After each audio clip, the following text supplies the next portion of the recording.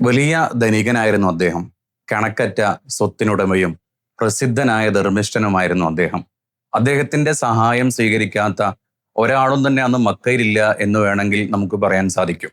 ഓരോ വർഷവും ഹജ്ജ് നടക്കുന്ന സമയത്ത് 10,000-ഓളം ഒട്ടകങ്ങളെ അദ്ദേഹം ബലിയറുക്കുകയും അതെല്ലാം തീർത്ഥാടകർക്ക് സൗജന്യമായി നൽകിയിരുന്നു.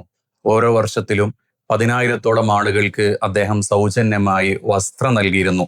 20,000-ഓളം ഒട്ടകം ഒരേ സമയത്ത് തന്നെ അദ്ദേഹത്തിന്റെ ഉടമസ്ഥതയിൽ ഉണ്ടായിരുന്നു എന്നൊക്കെ ചരിത്രത്തിൽ കാണാൻ പറ്റും. പറഞ്ഞു വരുന്നത്, മക്കയിലെ അക്കാലത്തെ വലിയ ധർമ്മിഷ്ഠനും സമ്പന്നനുമായിരുന്ന അംറു ബിൻ ലുഹൈനെ കുറിച്ചാണ് നമ്മൾ സംസാരിച്ചു കൊണ്ടിരിക്കുന്നത്. അദ്ദേഹത്തിന് ധാരാളം പ്രത്യേകതകൾ ഉണ്ടായിരുന്നു. അദ്ദേഹം എല്ലാവരെയും സഹായിക്കുന്ന ആളായതുകൊണ്ട് തന്നെ എല്ലാവർക്കും ഇടയിലും അദ്ദേഹം പ്രിയങ്കരനായിരുന്നു. പതിയെ പതിയെ അദ്ദേഹത്തിന്റെ പ്രവർത്തനങ്ങൾക്ക് ഒരുപാട് ആളുകൾ പിന്തുണ നൽകി തുടങ്ങി. പതിയെ പതിയെ അദ്ദേഹം മക്കയിലെ ഒരു ആത്മീയ നേതാവായി വളർന്നു. അദ്ദേഹത്തിന്റെ ആത്മീയ നേതൃത്വത്തിൽ ഒരാൾക്കും പരാതിയോ പരിഭവോ ഉണ്ടായിരുന്നില്ല. കാരണം നല്ല രൂപത്തിലുള്ളൊരു ജീവിതമാണ് അദ്ദേഹം കാഴ്ചവെച്ചിരുന്നത്. പെട്ടെന്നാണ് അദ്ദേഹത്തിന് കലശമായ ഒരു അസുഖം പിടിപെടുന്നത്. നമ്മുടെ കഥയിൽ ഇനി നമ്മൾ ശ്രദ്ധിച്ച് കേൾക്കേണ്ട ഭാഗവും തുടങ്ങുന്നത് ഇവിടെ വെച്ചാണ്. പെട്ടെന്ന് അദ്ദേഹത്തിന് കലശമായ ഒരു അസുഖം പിടിപെടുകയാണ്. ആ അസുഖത്തിന് അദ്ദേഹം ഒരുപാട് ചികിത്സിച്ചെങ്കിലും ഒരു ചികിത്സയും അദ്ദേഹത്തിന് ഉപകാരപ്പെട്ടില്ല എന്ന് പറയാം. അങ്ങനെ ഷാം രാജ്യത്തുള്ള ബൽഖ എന്ന് പറയുന്ന പ്രദേശത്തേക്ക്, അവിടെ പ്രസിദ്ധനായ ഒരു ഡോക്ടറുണ്ട്, ഒരു വൈദ്യനുണ്ട്, അദ്ദേഹത്തിന്റെ അടുക്കൽ ഇതിനുള്ള ചികിത്സയുണ്ട് എന്നറിഞ്ഞ് അദ്ദേഹം അവിടേക്ക് യാത്ര പുറപ്പെടുകയാണ്. അവിടെ എത്തിയ സമയത്ത് അവിടെ അദ്ദേഹം കാണുന്നത് ഇന്നേ വരെ കണ്ടതിൽ നിന്ന് വ്യത്യസ്തമായ ഒരു കാഴ്ചയാണ് അവിടെ കാണുന്നത്. ഇബ്രാഹിം നബിയുടെയും ഇസ്മായിൽ നബിയുടെയും വിശ്വാസധാരയിൽ ജീവിച്ചു പോകുന്ന ഒരു സമൂഹത്തിന്റെ ഇടയിൽ നിന്നാണ് അംർ ഷാമിലേക്ക് യാത്ര പോയിട്ടുള്ളത്. അവിടെ ചെന്നപ്പോ ബിംബങ്ങളുടെ ഒരു നാട്, ഒരുപാട് പ്രതിഷ്ഠകളുടെ നാട്, അവരുടെ മുമ്പിൽ കൈകൂപ്പി നിൽക്കുന്ന ഒരുപാട് മനുഷ്യർ, ഇങ്ങനെയൊക്കെയാണ് അംറിന്റെ മുന്നിൽ തെളിയുന്ന ചിത്രങ്ങൾ. ആ സമയത്ത് അംർ ഇതിനെക്കുറിച്ചൊക്കെ അന്വേഷിക്കുന്നുണ്ട്. ആരാണിത്, എന്താണ് ഇതിന്റെ പിന്നിലെ താല്പര്യങ്ങൾ എന്നെല്ലാം അന്വേഷിക്കുന്നുണ്ട്. അപ്പോൾ അവിടെ ഉണ്ടായിരുന്ന വൈദ്യര് അംറിനോട് പറയുന്നുണ്ട്, നിങ്ങൾ അവിടെയുള്ള ദൈവത്തിന്റെ മുന്നിൽ പോയിക്കൊണ്ട് പ്രാർത്ഥിക്കുക, നിങ്ങളുടെ അസുഖം സുഖപ്പെടും എന്ന് പറയുന്നുണ്ട്. അങ്ങനെ അംർ ആ ദൈവത്തിന്റെ പ്രതിഷ്ഠയുടെ മുന്നിൽ പോയിക്കൊണ്ട് പ്രാർത്ഥിക്കുന്നുണ്ട്. തൽഫലം അംറിന്റെ അസുഖം സുഖപ്പെടുന്നുണ്ട്. അംറിന്റെ അസുഖം സുഖപ്പെട്ട സമയത്ത് അംർ കൂടുതലായി വിഗ്രഹങ്ങളെക്കുറിച്ച്, പ്രതിഷ്ഠകളെക്കുറിച്ച് അറിയാൻ തുടങ്ങി. ആ നാട് സഞ്ചരിക്കാൻ തുടങ്ങി. അങ്ങിങ്ങുമായി പല വിഗ്രഹങ്ങളും അദ്ദേഹത്തിന്റെ കണ്ണിൽ പെടുന്നുണ്ട്. അങ്ങനെ അസുഖമൊക്കെ ഭേദമായിട്ട് അദ്ദേഹം തിരിച്ച് മക്കയിലേക്ക് യാത്ര വരികയാണ്. അന്നേരം അവിടെയുള്ള ആളുകളോട്, എനിക്ക് ഇതിൽപ്പെട്ടൊരു വിഗ്രഹത്തെ എൻ്റെ കൂടെ കൊടുത്തുവിടാമോ എന്ന് അദ്ദേഹം ചോദിക്കുന്നുണ്ട്. അവർ പൂർണ്ണ സമ്മതത്തോടുകൂടി മാണിക്യത്താൽ നിർമ്മിച്ചിട്ടുള്ള ഒരു വിഗ്രഹത്തെ അംറിന്റെ കയ്യിലേക്ക് കൊടുത്തയക്കുന്നുണ്ട്. അങ്ങനെ അംർ യാത്ര തുടങ്ങി. അസുഖമെല്ലാം മാറി വരുന്ന അംറിന് മക്കയുടെ അതിർത്തിയിൽ ലഭിച്ചത് വലിയ സ്വീകരണമാണ്.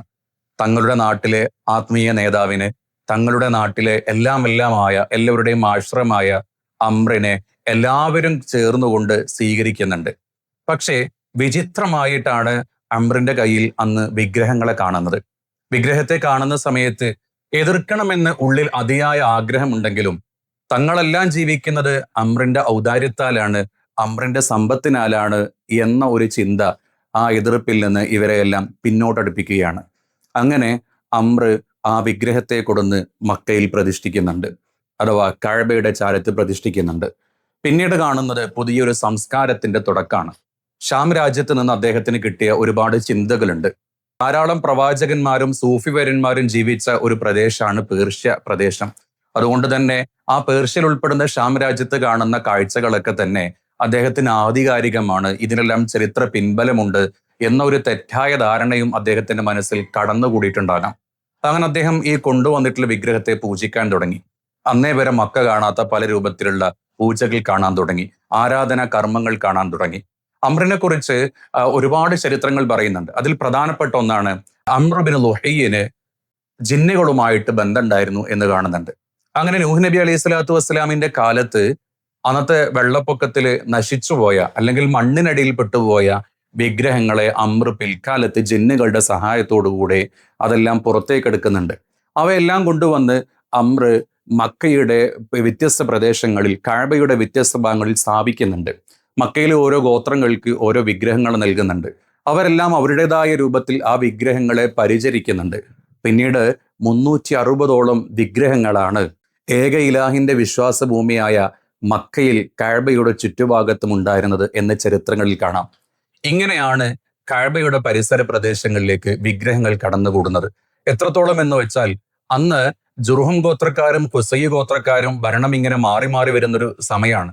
കഅബയെ കളങ്കപ്പെടുത്തണം എന്ന് ആഗ്രഹിച്ചുകൊണ്ട് അവിടെ ഉണ്ടായിരുന്ന ഇസാഫ്, നായില എന്ന് പറയുന്ന രണ്ടാളുകൾ തങ്ങളുടെ ശരീരങ്ങൾ തമ്മിൽ ലൈംഗിക ബന്ധത്തിൽ ഏർപ്പെടാൻ ആഗ്രഹിക്കുന്നുണ്ട്.